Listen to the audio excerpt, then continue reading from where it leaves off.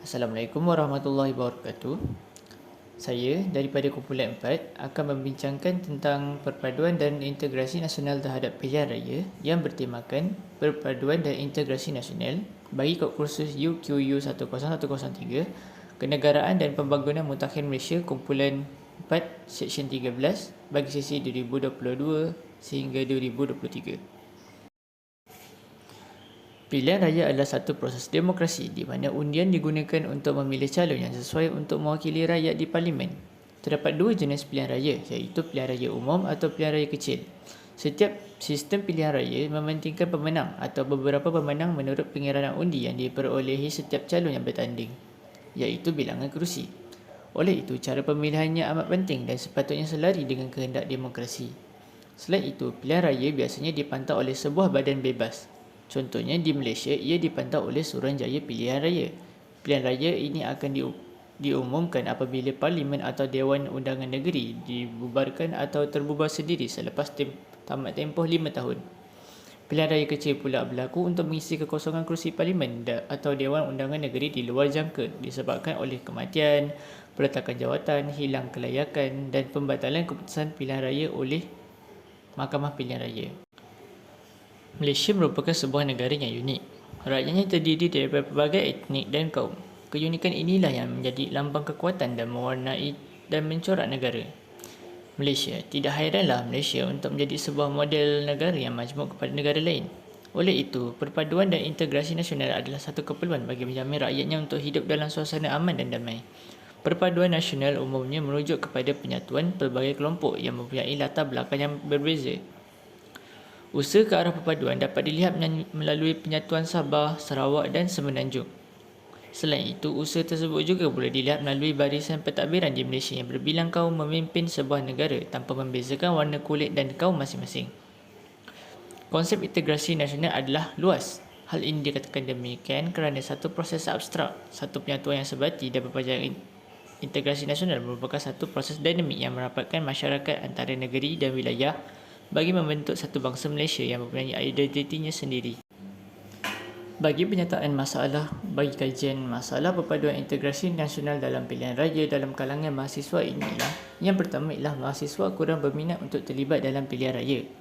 Hal ini dikatakan demikian kerana kita perlu memilih sesebuah kerajaan yang mampu menyatupadukan seluruh kaum di Malaysia. Isu ini akan memberi dampak yang besar kepada negara. Seterusnya, masalah terhadnya ilmu pengetahuan mahasiswa terhadap sejarah perpaduan dan pilihan raya di negara Malaysia. Hal ini dikatakan demikian kerana subjek sejarah sering dikatakan bosan dan tidak menarik untuk dipelajari. Perpaduan dan pilihan raya mempunyai sejarah yang banyak memberi iktibar kepada seluruh rakyat Malaysia. Dan akhir sekali ialah isu perkauman dan perbalahan dalam politik. Sejak kecil, kita sudah didedahkan dengan sistem pendidikan di Malaysia yang mempunyai sekolah kebangsaan dan sekolah jenis kebangsaan yang memisahkan murid-murid mengikut kaum. Oleh itu, isu ini dapat juga memberi dampak yang besar terhadap perpaduan negara. Objektif kajian yang ingin kami kaji dalam kajian kami ini ialah yang pertama, untuk mengkaji punca mahasiswa Malaysia tidak berminat terlibat dalam pilihan raya dalam membina perpaduan dan integrasi nasional. Seterusnya adalah untuk mengenal pasti kepentingan ilmu sejarah perpaduan dan pilihan raya dalam memupuk perpaduan dan integrasi nasional. Dan yang terakhir ialah untuk mengkaji kesan perkauman dalam politik terhadap perpaduan dan integrasi nasional. Bagi metodologi kajian pula, kajian untuk melaksanakan tugasan bertulis ini adalah menggunakan kaedah kuantitatif agar dia berselaras dengan objektif kajian, iaitu punca mahasiswa tidak berminat dengan pilihan raya, kepentingan ilmu sejarah perpaduan dalam pilihan raya dan kesan perkauman dalam politik terhadap perpaduan dan integrasi nasional. Oleh itu, hasil kaedah yang digunakan ini amatlah berkesan dalam membentuk sebuah jawapan yang menyeluruh agar objektif kajian dapat dicapai. Punca mahasiswa tidak berminat untuk terlibat dalam pilihan raya umum ialah mereka menganggap pilihan raya adalah sesuatu perkara yang remeh dan susah untuk difahami. Hal ini kerana mereka memikirkan bahawa tiada kesan yang akan melibatkan dirinya sekiranya tidak terlibat dalam pilihan raya, malah hanya terkesan kepada parti-parti politik yang bertanding.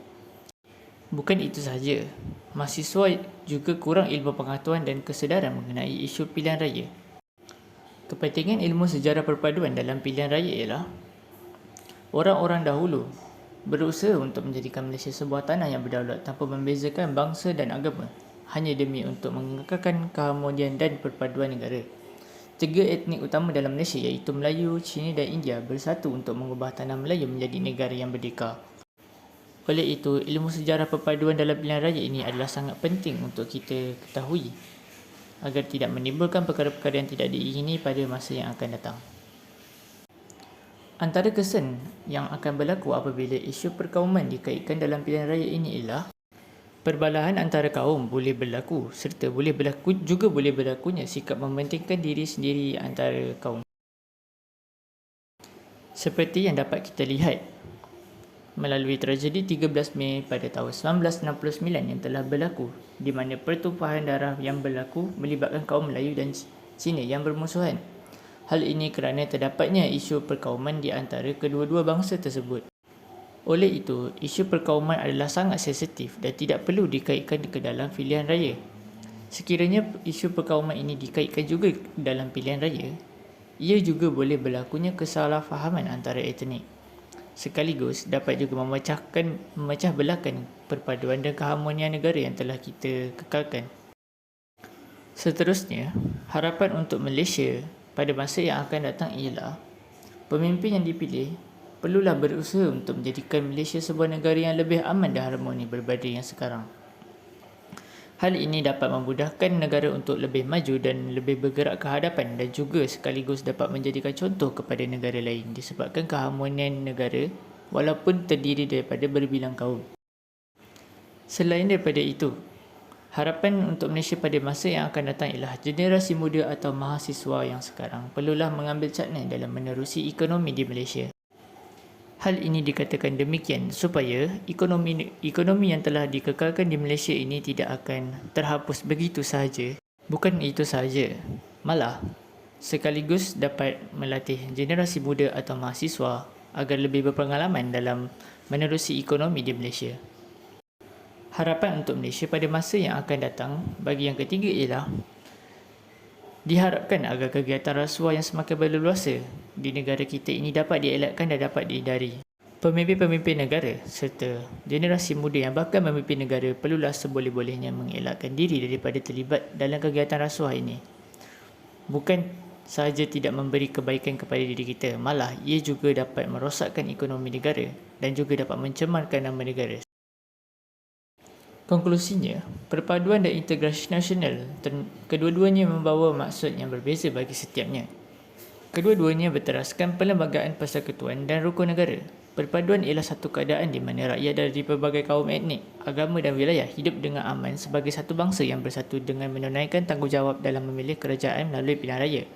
Manakala integrasi nasional juga pula bermaksud merupakan satu proses dinamik yang merapatkan masyarakat antara negeri dan wilayah bagi membentuk satu bangsa Malaysia yang mempunyai identitinya sendiri.